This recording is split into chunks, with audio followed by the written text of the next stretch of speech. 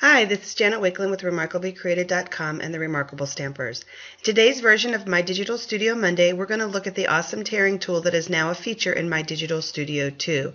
And we're going to make this sweet little Valentine together. So we're going to go ahead and you're going to open up My Digital Studio and you're going to open up a portrait card or a portrait postcard depending on what you want your finished project to be. I have mine as a finished postcard. And this is what the finished project looks like. So let's go ahead and start. I've added a blank page already and I've filled it with pretty in pink cardstock. What I'm going to do next is I'm going to add a photo box. And remember, in My Digital Studio there's a lot of ways to accomplish the same end result. That doesn't make it wrong, it just makes it a different way to accomplish the exact same end result. So we're going to do that. And then I'm going to go ahead and I'm going to fill this with crumb cake. I just can't imagine life without crumb cake. It's my absolute favorite color, both in My Digital Studio and in traditional crafting. So I have that. And now when I right-click on my photo box, I get a list of options. I can round the corners. I can set the photo as background. And now I can rip the edges. So we're going to click on that.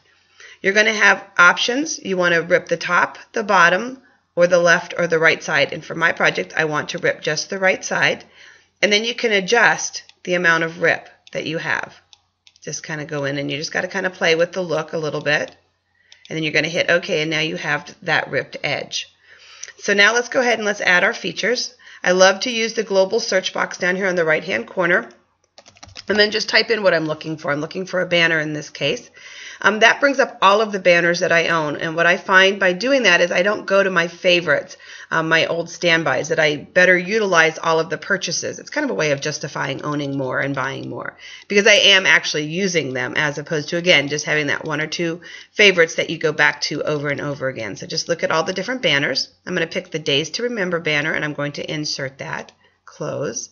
And now, of course, we need to make it smaller. We need it to fit up here like this.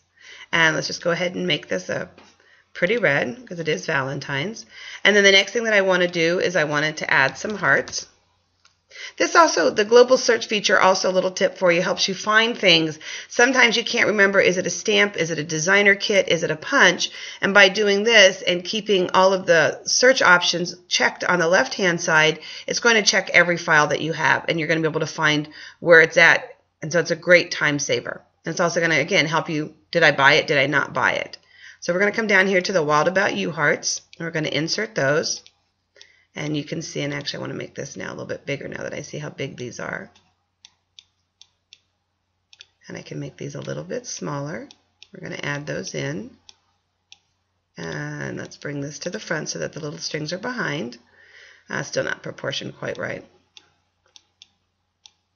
Okay, so now, next thing I had in my lower right-hand corner were some birds. So let's type this in and get these little birds. And just going to scroll through, and again, it'll bring up, as you can see, Stampin' Up! Names all of their files that they add, that stamp brushes, punches, embellishments. This one's called Birds of a Feather. So I typed in birds, which is why the designer paper came up. If I had typed in feather, feather would also have come up. So you're going to see different things. Here, this one has Christmas Lodge Birds on a Leaf. So that's why that came up. It would have also come up under Christmas, Lodge, and Leaf.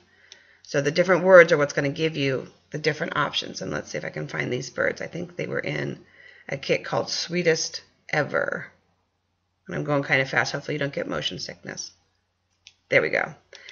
And I picked these ones because they were already colored. I was being a little lazy. So, and it matches the little hearts from the other ones. So we're going to put those down here. And then since this was a card that I designed for those that are my Dream Builders and my directs, I did use the Statement of the Heart from Stampin' Up! So let's just browse here. I do have my stamps organized. This little plus means that that's where I've moved stamps that are all animals, plus for the baby, all of the baby stamps. So I do have my stamps organized. And I do have a video on that, so you can click on how to organize your stamps. Because once you own them, the list here can get so long. So let me click on my file that says SU Stamps. There we go, SU Stamps. And I want the Statement of the Heart, so I'm going to open that up. And I'm going to bring that over. Obviously, we need to make that a lot smaller. Oops, let's undo that. I love oopses in My Digital Studio, though, because we have an undo button. Would be nice in traditional crafting to have an undo button, because sometimes things just can't be undone. We definitely have a lot of those creative opportunities. And so obviously this was smaller. And then what I wanted to do is I wanted to spotlight some of the words that I had in here. And so I just went ahead and I grabbed a punch. And again, using your global search feature here. But in the interest of time now, I'm just going to grab a punch. And we're going to make it smaller. And let's mirror it. I want the point the other direction. And I'm trying to highlight what we love. And color fill. Make that red. And now one of the other options that we have is I can simply grab this and bring it to the front because I don't have a lot of layers. But I also could have come up here where you see the 3 pieces of paper and clicked on that, clicked on layers, and I could have slid that punch down by moving it like this. So it shows you where it's at. Here it's above the stamp, and now here it's below the stamp. So I can also move my layers that way. And that's a great feature once you start having a lot of elements on your page. Make this just a little smaller. And move that over just a little bit. And then the last thing that I added in terms of elements on the page was stitching. There's a great download called Misstitched, and I love using that.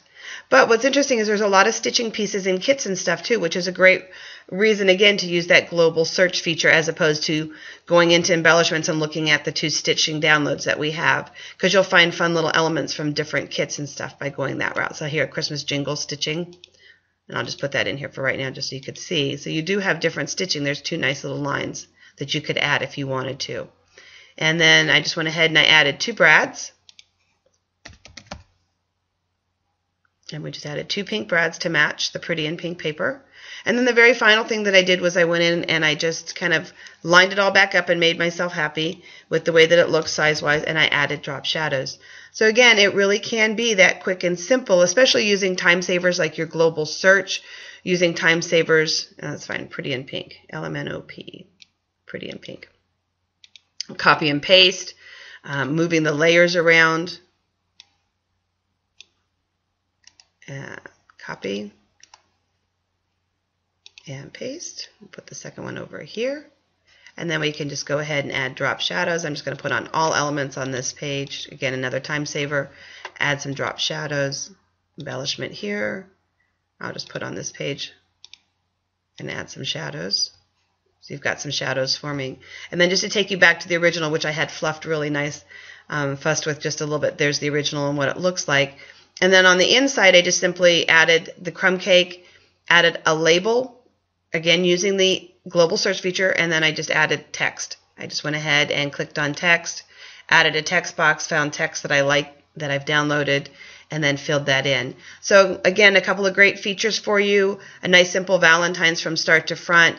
This easily could, let's take that off for just 1 second, and let's just go in here and type in the word Happy Valentine, and you could easily just add a traditional Valentine's greeting. I think there's a really fun one in a stamp set called Wacky Greetings. I just used it this weekend. Happy Valentine's Day. Let's just pick that one. It's got a couple extra. Can't have enough hearts on Valentine's, right? Let's close that. Oops. And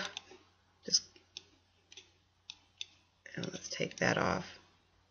And so you could easily have made this more of a traditional Valentine's just by adding lots more hearts. And now I can go in and I can actually color each one of the letters, the hearts, however I wanted it to be. So a fun, simple project for you with today's My Digital Studio. Again, the feature was the tearing edge, but we made an entire project together. So have a great day, and God bless.